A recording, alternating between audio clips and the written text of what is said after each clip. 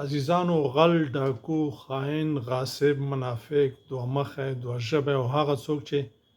تاسې سره خیانت کړی وي او کوي مې بخښئ داسې خلک په بخښلو سره نور ډاډه کیږي او تیروتنه به ستاسې وي او په هیر مې نشي چې داسې خلک ډېر کبرجن هم وي کله چې هغه تاسې وبخښئ بیا یې کوي زه تل هغه خبرې کوم چې د ما سره شوي وي هیڅ وخت به زه تاسو ته هغه څه ونه وایم چې ما تش اورېدلی وي داسې خلک زه ډېر ښه پېژنم چې تاسو په خپله مطمئن یاست او د تاسې سره شوي د چا په خبرو باندې نه که چا یې درته څه وویله تاسې وازمایئ تاسې وڅارئ خو که په خپله در سره وشول او مطمئن یاستئ چې په ده کې دا شیونه شته او بیا یې هم بخئ بیا هم په خپلې خوا کې ځای ورکوئ بیا هم ورسره منډه کوئ بیا هم په درستاخان ځای ورکوئ یا ورسره په درستاخان کښېنئ نو تېروتنه به ستاسې خپله وي